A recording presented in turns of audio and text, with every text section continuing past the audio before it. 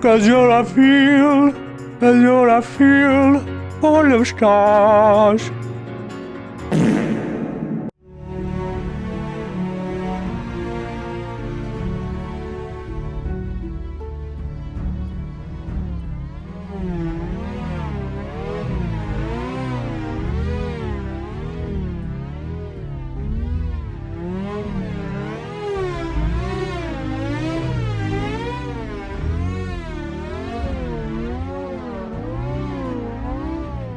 This is the most poorly optimized mess I have ever seen. And that's including the recent insanity that was Redfall.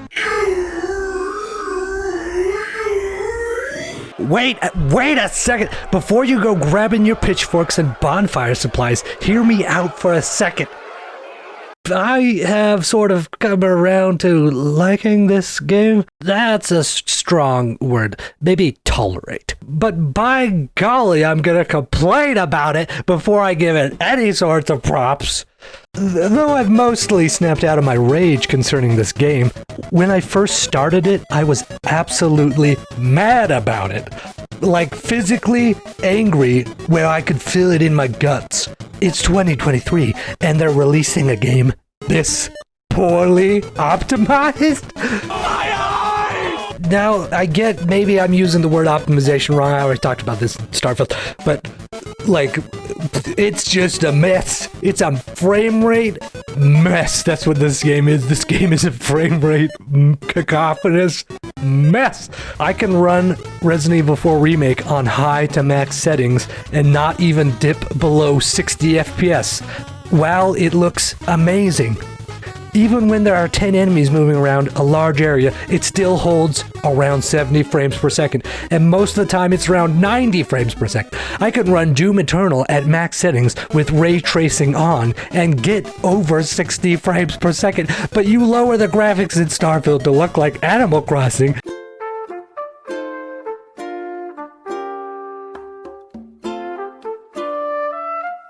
And it still can't hit 60. This has got to be the worst engine on the market. Decima is better. id Tech 7 is miles better. Heck, even Square's Luminance engine is better. And Resident Evil engine is 180 times better. Then Unreal 5 is 18 trillion times better. Creation engine? More like defecation engine. It's actually Creation Engine 2. Creation Engine 2, more like Defecation Engine Poo. And if you don't believe me that more frames is a big deal, just look at this.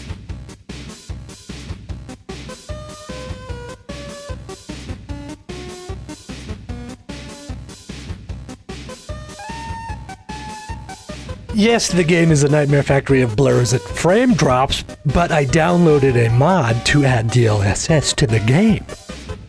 What is DLSS, you might ask? It's the upscaling method that NVIDIA developed for its cards. Fun fact about NVIDIA graphics cards, they represent 83% of graphics cards in computers today. But Bethesda didn't include support for the NVIDIA upscaling technique into their game.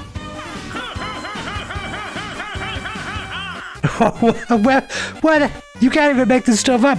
Now, after watching a Digital Foundry video to understand which settings to change, then modding the game to include the upscaling technique used by 83% of graphics cards being used, now I can hold around 50 frames per second. Oh no, not in New Atlantis though. No matter what, New Atlantis is stupid. No matter what is happening, New Atlantis will shank you in the pancreas and take all your frames. This is the insanity of this game. Being inside a building and getting 60, then walking outside the building and getting 30. Well, your CPU is just dumb. Your mother is just dumb. I'm sorry. I'm sorry. I didn't mean that. I got carried away. I'm sorry. I'm so sorry. This game is just, it was supposed to be the chosen one. It's a mess okay? It's an absolute mess. And we haven't even talked about how Django Schoon the gameplay is.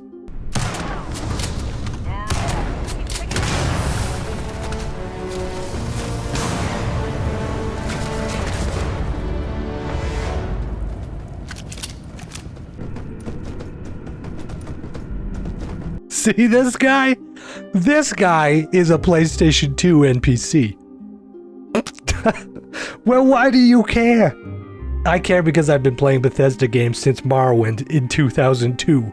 Granted, I barely remember it because I was very young. I play Bethesda games. I have literally played all their games they've put out since 2002. Well, except for IHRA Professional Drag Racing. I didn't play either of those. Or Blades. Blades. Blah. But that's the reason why I'm so upset about this. I play their games. I didn't want this to be a dookie pile. I wanted it to be a revolution for Bethesda. I wanted to be the next step into the future. But that's not what we got.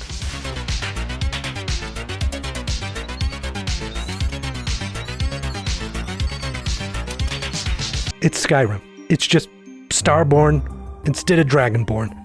So, the Dragonborn appears. Starborn suddenly appeared. I don't know how else to put it. It is Skyrim in space, which I know that might sound like a good thing, but consider this. Skyrim came out 12 years ago. And Skyrim did not iterate on the Elder Scrolls formula. It in fact de-iterated.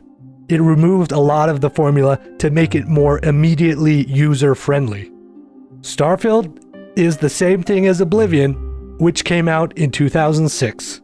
Except we don't get Patrick Stewart or Sean Bean in Starfield. But Starfield has better graphics, and spaceships, and a whole universe to explore. Oh, and the most important improvement of all, you can get injured now.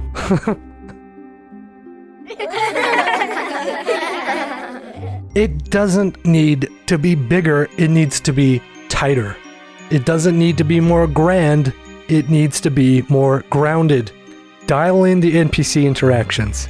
Dial in some new and interesting quest designs. Hone in on interesting enemy design and AI behavior. But none of those things happened. It's just Oblivion, but space. It's Fallout 3, but less believable. Why does every planet in the universe have fracking equipment and research labs on it? Why are there only 5 real cities in the known galaxy? Even things they should be masters of, they're still mediocre at. I get that not everyone is going to get Horizon levels of NPC face, but this was your shtick. You invented this kind of talking head dialogue, and you made no steps to improve it. Baldur's Gate 3 and Horizon both do this talking head thing after having learned it from you, and they're both significantly better at it than you are. Baldur's Gate 3 has body language and movement, and I was really actually confused about how even the bit parts were so animated. Turns out they slapped mocap suits on all of their 248 actors to get performance animation. Look at this random NPC gesticulating to make her point. If you transform out there, you'll kill everyone in the grove. This is a step into the future. This is moving the genre ahead. Horizon didn't mocap all their actors, but they made a system convincing enough you might think it's mocapped. But the cinematics were certainly mocapped. I got it. Varl, I'm sorry. You have a sharp bite sometimes, you know? But it was pretty amazing to see you fly off that tower and blow up the entire basin. The thing is, there's going to be more of that. Are there any cool cinematics in Starfield? Not even close! The game treats planets like they're towns, which is exactly what they are. It may be couched as a galaxy, but it's just a valley. The Valley of Skyrim, in space. Just imagine a world with me where they made a new game, where they took bold new steps in creating narrative experiences, a breathtaking new style of action and reaction, an interesting series of new ideas married to existing frameworks. Baldur's Gate 3. I'm just talking about Baldur's Gate 3, okay? We live in a post-Breath of the Wild world. Why was Elden Ring so well received? Because FromSoft took what they are absolutely incredible at, freaky and psychotic enemies and bosses, and weighty and impactful combat, then slapped a heaping helping of the new on it. The fresh-faced model presented by that new Zelda game. Turns out Dark Breathing of the Wild Souls is a massive hit, but Starfield has been in development for so long that we got Breath of the Wild and Breath of the Wild sequel in the same time it took them to develop this one buggy mess of a game. So even if they wanted to chase some of that brilliant freeform Breath of the Elden Ring energy, they couldn't, because they were stuck making No Man's Sky, but worse. The first companion that you get is the chairman of the most prestigious exploration organization in the galaxy. It just simply feels wrong. The chairman of the most prestigious exploration organization in the galaxy is just following you around while you mine minerals on a desolate planet. She is just sitting in your run-down, cramped ship, staring at the wall, doing nothing. She is possibly the worst person at being a chairman in the history of the term. She has an entire galaxy of better things to do than 90% of what you're taking her to do at any given moment. It's just a list of requests. Things I would normally handle if I was there. But I'm not. I'm out here instead with you. Oh, wow, that actually became a plot point. Now there wasn't an option to say, you need to either step down and continue to watch me mining minerals I don't need, or you need to go back to being an actual chairperson and not a teenage delinquent chairperson. That's the dialogue option I personally would have chosen. The astute observer will have noticed that both Sam and Barrett during this conversation are standing on their chairs in the background, and then it gets even better. That brings us to this message now, doesn't it? Call it whatever you want. My drive, my initiative, my optimism. The Game of the Year award goes to... Don't get me wrong, I like this character. It just doesn't make an ounce of sense for her to be one of the companion choices. Make her the ace explorer of Constellation, with more groundbreaking discoveries than anyone in history. She takes a liking to you and takes you under her wing. Now there is context. She wants to be out and about and does not have better things to do, because this kind of exploring is literally her job. It would give context for her showing you the ropes and hang out with you while you mine stuff you don't care about. But she says her background is in botany and astrophysics. Why is she flying through a rundown casino full of space pirates, killing them with you? It makes no sense whatsoever. She gets shot once in a bad spot and the chairperson is dead. The organization is out a chairman because she wanted to zero-G assassinate some random pirates. Whoa, hey, okay. I mean, if you really want to come and shoot up some pirates with me, just put the gun down. Everything's gonna be fine. Atreus in God of War is the gold standard for companions. Then when God of War Ragnarok came out, that quality was extended to Angrboda and Freya, and even Brock and Sindri. But the one that sticks with you for the whole of the first game and most of the second is Atreus. He feels natural, he feels logical, he feels correct. The chairman helping me murder a derelict casino full of space pirates feels none of those. Sarah, we're going to this waypoint. Why are we doing that? To see what is there. To be explorers. It's some ice with a couple rock piles next to it. The Game of the Year award. Despite it being almost 20 years since Oblivion came out, the AI has not improved since then. The AI is stupid when you're fighting them, You'll make a fine pair of boots, lizard. They're stupid when you're not fighting them? We can never be too vigilant. Keep your heart true and your eyes open. What's going on? Help! Help! I'm being attacked! We'd best stay sharp. Who knows what tomorrow brings. Please forgive me, but I'm afraid I haven't got time to talk right now.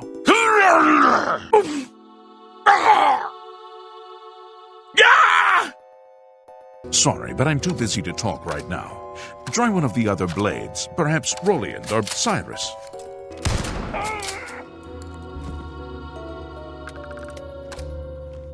They're omniscient about some things?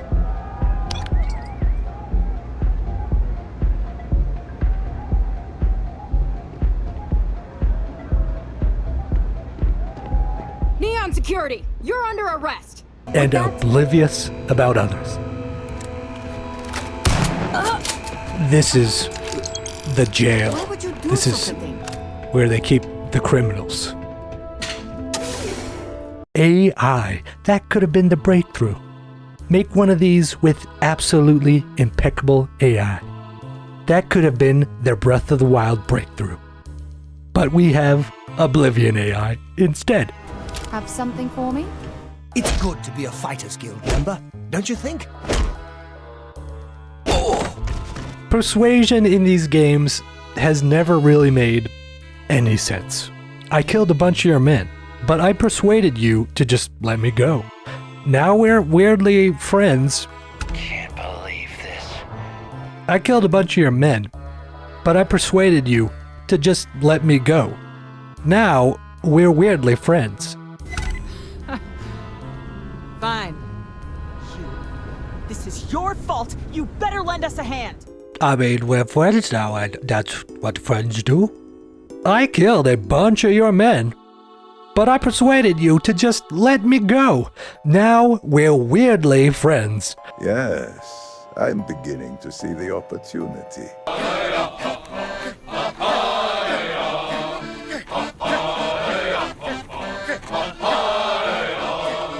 And yet, I keep playing it.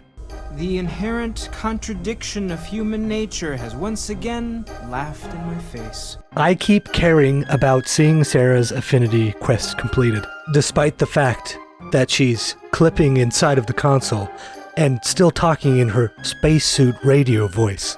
Ask whatever you'd like.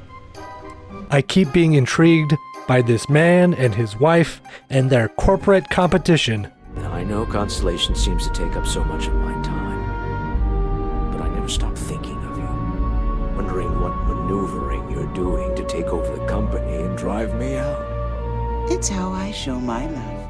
I keep mining and doing research projects and building outposts and upgrading my ship. That's one of the worst looking ships I think possible to create. But it does all the things I want it to do.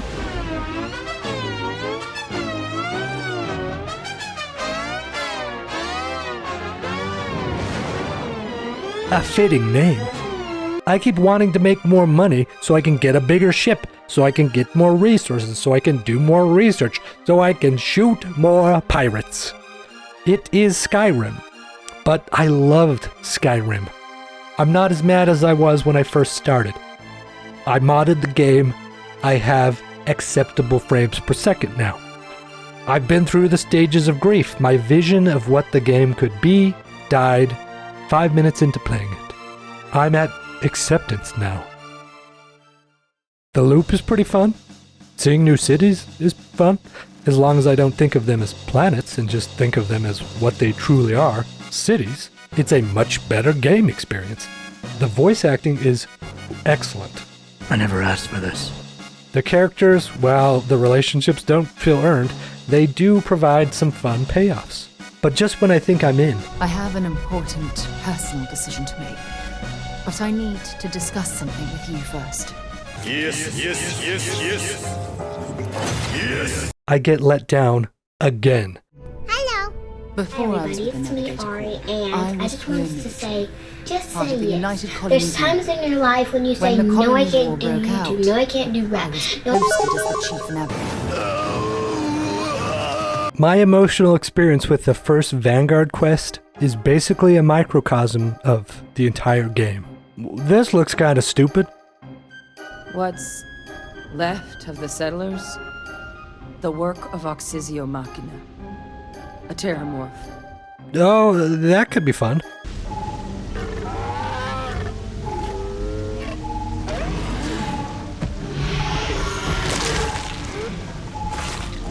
Whoa, that's pretty interesting.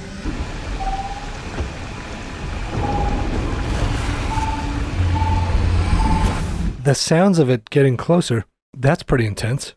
Yeah, no, this is stupid. That was one of the worst, stupidest payoffs I've ever seen. Bad AI, bad animations, bad quest structure. This wasn't even cheesing it. This was what the quest is supposed to be. It takes the intrigue and it throws it down the garbage disposal, grinds it up, takes it back out, and tries to feed it to you like it's gourmet. Terramorphs? What an interesting concept. She says they just come from space and find humanity after a colony has been around for 60 to 100 years. They just show up on the planet and start killing people. That is a fascinating alien monster. How do they get to the planets? Why are they attracted to sentience? I love the mystery. They control people's minds. When you fight them, you hear these crazy whispers and see distorted reality. You left us. Why did you leave us? Amazing concept. But then you're faced with the reality of the experience instead of the premise. And it's hogwash. It's ridiculous. There is no nuance to fighting these things. The zero nuance whatsoever. Look, every time I fight a Terramorph, it's the exact same experience. This ends here! This is the part where you fall down and bleed to death! What's going on? Why won't you die? These are supposed to be the people who have their minds controlled by Terramorphs.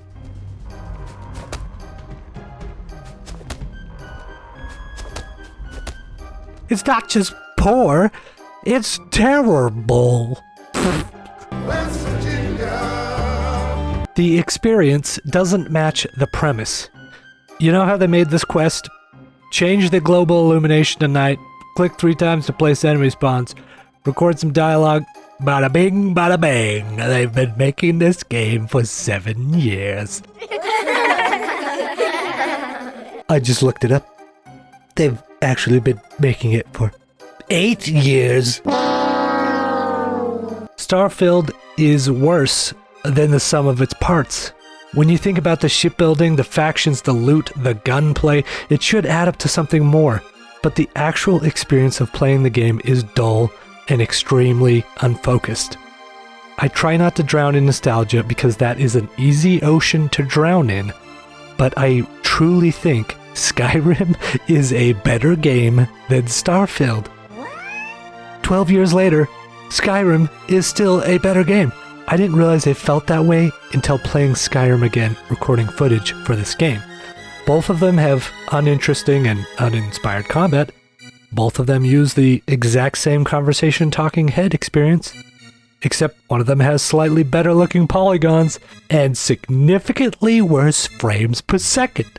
2 minutes into Skyrim, you understand it completely. Civil War, dragons, exploration. You get the difference between the two factions almost instantly.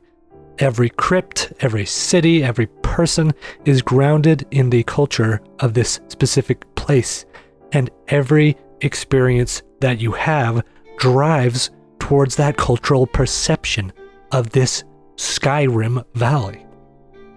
It took me 20 hours into Starfield before I understood what the Freestar Republic even was. And the reason is because they locked the lore of the entire universe behind joining the Space Marines. And with honor and duty above reproach. I didn't want to join the Space Marines. I wanted to do Constellation stuff, so I didn't get any of the context of the entire universe. You explore in Skyrim by looking out at the horizon and making the journey. 90% of exploration in Starfield is clicking on a planet, then landing next to what you're already looking for. And most of the time, you don't even have to click on the planet. You just press R when you're looking at your quest, and it'll take you where you're going. Why think or experience when exploring? Those things just get in the way of mining more minerals. They have a whole system of spaceships and space travel, but it is skipped 9 times out of 10 by just clicking on a location and hitting travel. And even if it wasn't skipped, you can't engage with it. The only places that exist in space are right around the edges of planets. Bronson says it feels like something they just tacked onto the game, but it's supposed to be one of the biggest, most important, and vital premises of the whole experience.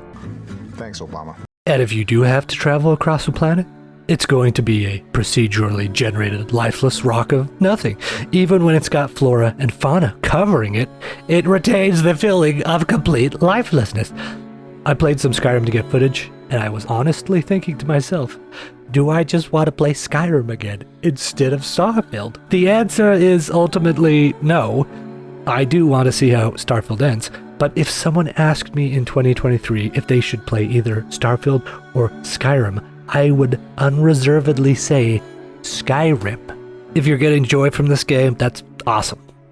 Don't let what I'm saying take that joy away. There are wins in this game, like this mission with this collector guy, or the mission in the club. But let's not pretend like this cream puff isn't mushy and undercooked. There is obviously fun to be had in this game. But the moment where I personally decided maybe I don't actually want to finish the game was this moment right here. Now this is a bit of a spoiler, so be prepared. I think this is still early in the game. I'm honestly not sure because I've played like 25 hours of mostly main quest experiences and still have made almost no progress on the story whatsoever. Regardless, spoilers for a dramatic moment. Commence the spoilers! You have to choose between either Sarah or Andreja dying. What about everyone on the island? We can't leave them to die up there. The game doesn't tell you this is going to happen because it's trying to be dramatic, but Sarah and Andreja are the only interesting companions in the game. I'm 75% through either of their affinity routes. That was most of the reason I was still grinding through this game, but I didn't save the game before starting this 2-hour-long series of quests that leads to one of them dying. So I'd have to roll back 5 hours of gameplay to where my save is if I wanted to see both of their affinity quests completion. Or I have to let one of them die at 75%. I was absolutely and completely mad about this. This didn't feel like an earned death. This felt cheap and contrived. And to top it all off, this was what I saw when I made my choice. Andreja? Andreja. It's Sarah.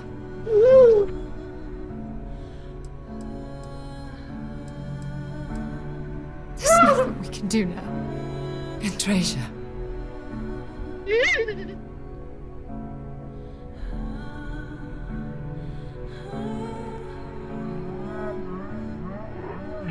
I'll change anything now. Come on. After this, I stopped being mad. I started being depressed. How much money did Bethesda pay to get these review scores? I'm halfway not kidding about this. There is no one who could play this game and give that score unless their children were starving and they needed Bethesda money to feed them. Some act like they have it all figured out, but most are just content to run at the front of the pack and act like they know where it's going. But what do I know? I've just played every game Bethesda Game Studios has put out. Clearly, I'm simply a Bethesda hater. Or maybe I just expected more out of one of the most influential video game studios in the world. Maybe I just wanted more than Skyrim repurposed in space 12 years later. Maybe I wanted them to take some steps into the future. Maybe I wanted 7 years of progress to mean something and not just be a buggy mess that's unfocused and dull. If Starfield is the future of video games, then I don't play video games no more. I never play video games. Except for a little bit of God of War. I never play video games.